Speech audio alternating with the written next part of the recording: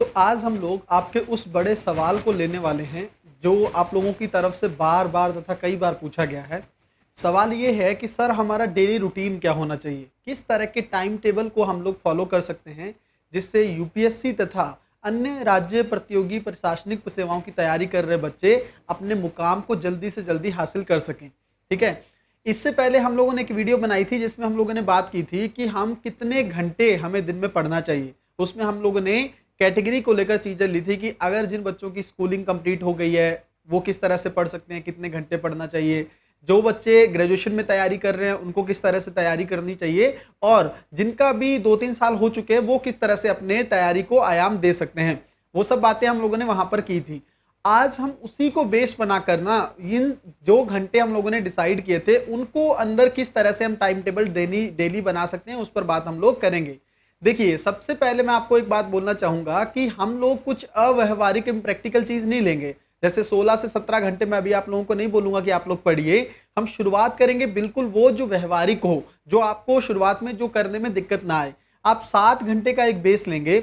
देखिए, और उससे भी पहले मैं एक चीज यहाँ पर क्लियर कर दूं कि बहुत से स्टूडेंट ये भी पूछते हैं कि सर कौन सा समय जो है वो पढ़ने के लिए ज्यादा बेहतर है, सुबह का समय रहे, रात का रहे, या दिन में पढ़ना चाहिए।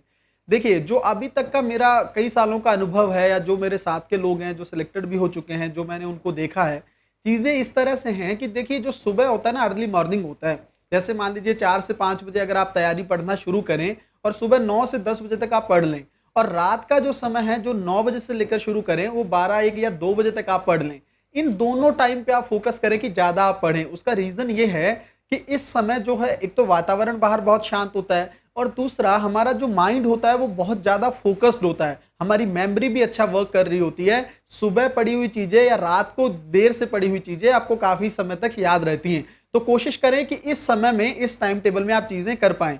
अब हम लोग बात करते हैं कि जो घंटे हम लोगों ने डिसाइड करे हैं कि 7 घंटे पढ़ना है, उसके अंदर हमें क्या क्या करना है। बिल्कुल ध्यान से समझिएगा चीजों को। देखिए, सबसे पहला घंटा जो है वो आप न्यूज़पेपर को देंगे। ठीक है। न्यूज़पेपर के अंदर आप ये करेंगे, मान लीजिए आप कोई भी बेसिक न्यूज़पेपर पढ़ रहे हैं। हिंदी माध्यम के बच्चे दैनिक जागरण राष्ट्रीय संस्करण से शुरुआत कर सकते हैं, जिसमें वो कोशिश करेंगे कि वो राष्ट्रीय घटनाएं पढ़ें, अंतर्राष्ट्रीय घटनाएं पढ़ें, आर्थिक घटनाक्रम को देखें, और एक संपादकीय कोई देखें जो बहुत अच्छा आ रखा है एडिटोरियल, उसको भी पढ़ें। कई बच्चे ऐसे भी होंगे जो राजस्थान यूपी के दूर दराज क्षेत्रों में होंगे जहां पर दैनिक भास्कर वगैरह आ रहा होगा, आप वो भी पढ़ सकते हैं, कोई दिक्कत नहीं है। पढ़ना इसी तरह से है, राष्ट्रीय अंतर्राष्ट्रीय घटनाएं और साथ में आर्थिक घटनाक्रम।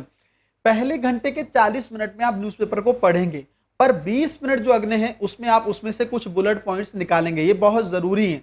क्यों मैं बुलेट पॉइंट्स की बार बार बात करता हूं नोट्स बनाने की? देखिए, यूपीएससी प्रीलिम्स में तो हो सकता है आप हाईलाइट करके भी चीजें पढ़ लें, रिवाइज कर लें। मेंस में आपको दिक्कत होगी अगर आपके पास नोट्स अवेलेबल नहीं होंगे, क्योंकि 4 से 5 दिन में लगभग 9 पेपर होते हैं। आपको डेली पढ़ने के लिए 2 से 3 घंटे का समय मिलता है रिवाइज करने का, रात में आके जो आप करते हैं। उस 2-3 घंटे में आप तब कब रिवाइज कर पाएंगे? जब आपके पास बहुत ही समराइज्ड फॉर्म में बहुत ही शॉर्ट नोट्स अवेलेबल हो।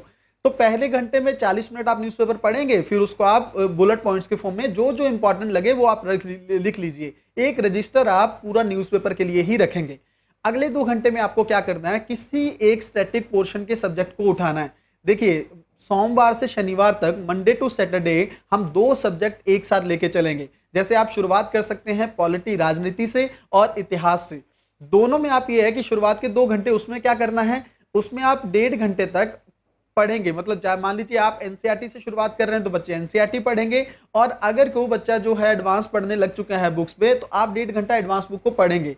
अगले आधे घंटे में आप उसके समराइज्ड फॉर्म में नोट्स बनाएंगे। मैं बार बार रिपीट कर रहा हूं, इस चीज पर ध्यान देंगे आप लोग। मान लीजिए आपने पहला घंटा 1 घंटा न्यूज़पेपर पढ़ लिया, उसके नोट्स बना लिए।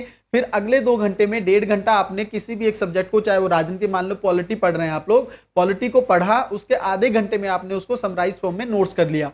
फिर अगले 2 घंटे, ये समय आप लोग डिसाइड कर लेंगे, क्योंकि कई लोग होंगे जिनको दिन में काम होगा, कुछ होगा, तो वो आप डिसाइड कर सकते हैं। मैंने आपको बता दिया कि किस समय आप लोगों के लिए पढ़ना ज्यादा बेहतर रहेगा। तो अगले 2 घंटे आप ऑप्शनल को पढ़ेंगे।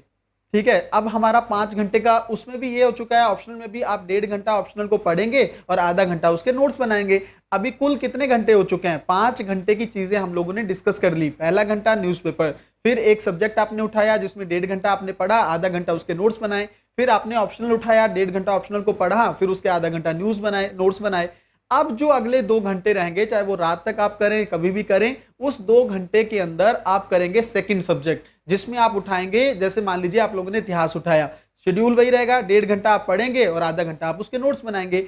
मंडे से सैटरडे तक आप 6 दिन इस रूटीन को फॉलो करेंगे। संडे के रूटीन को हम देखते हैं कि हम क्या करेंगे। देखिए, सबसे पहले संडे आप उस न्यूज़पेपर के 6 दिन को रिवाइज करेंगे। 6 दिन में जो भी आपने, मान लीजिए 10 पेपर, आपने 10 पेज का नोट्स बना लिया है करंट अफेयर का सिर्फ न्यूज़पेपर से, उसको रिवाइज करेंगे सबसे पहले उसी टाइम स्लॉट में। बाद में जो आपने नोट्स बनाए हैं ना सभी सब्जेक्ट के, जैसे ऑप्शनल के, 2 सब्जेक्ट के, उन तीनों को रिवाइज करेंगे। आप अच्छे से रिवाइज करेंगे, ज्यादा समय चाहे ना भी लगे, 2 से 3 घंटे आप रिवाइज करें, या आधा पौन घंटा या 1 घंटा आप न्यूज़पेपर का सारा रिवाइज कर लें।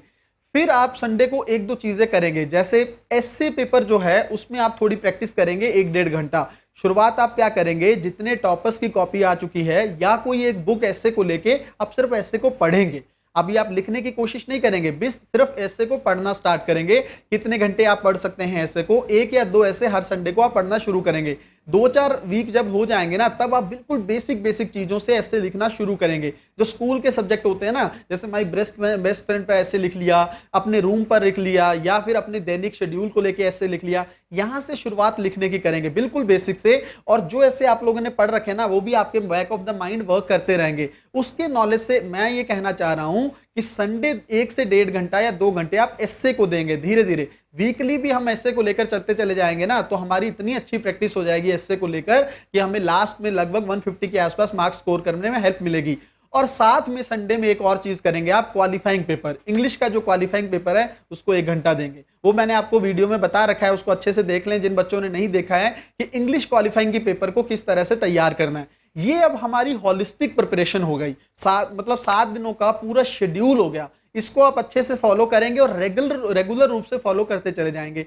संडे को मैं बार बार कह रहा हूं बच्चों, बिल्कुल ध्यान देना है इस चीज को, रिवाइज जरूर करना है। सैटरडे संडे वाला जो जोन है वो आपका पूरा रिवीजन रहेगा, एस्से रहेगा और क्वालिफाइंग पेपर रहेगा। बाकी 6 दिन आपका 2 सब्जेक्ट चलेंगे, साथ में आपका न्यूज़पेपर चलेगा, ठीक है, ऑप्शनल चलेगा आपका। तो इस तरह से ना आपका कोई भी सिलेबस या कोई भी पोर्शन रहेगा नहीं। आगे चल के हम लोग बात करेंगे कि जब प्रीलिम्स नजदीक आएगा 3-4 महीने, सी सेट पर आप 1 से 1-1.5 घंटा आप बढ़ा देंगे। अब आप यहां पर देखिए कि क्या 7 घंटे ही हमें सिर्फ अब इतना ही पढ़ना है आपको, अभी इतना ही है। और जो वीडियोज एनसीईआरटी के फॉर्म में डिलाइट आईएएस पर आ रही है ना, वो 1-1.5 घंटे आप उसको देखेंगे, वो तो जरूर करना है, वो आपका एक्स्ट्रा रहेगा। ये जो चीजें हैं 7 घंटे, अब आपको ये पढ़ना है और इसके साथ में वो वीडियोस देखनी है जो अभी आ रही हैं।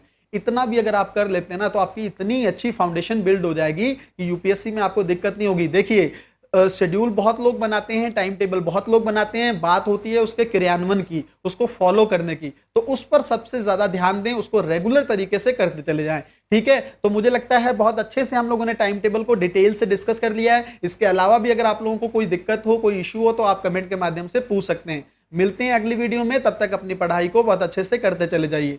बहुत बहुत धन्यवाद।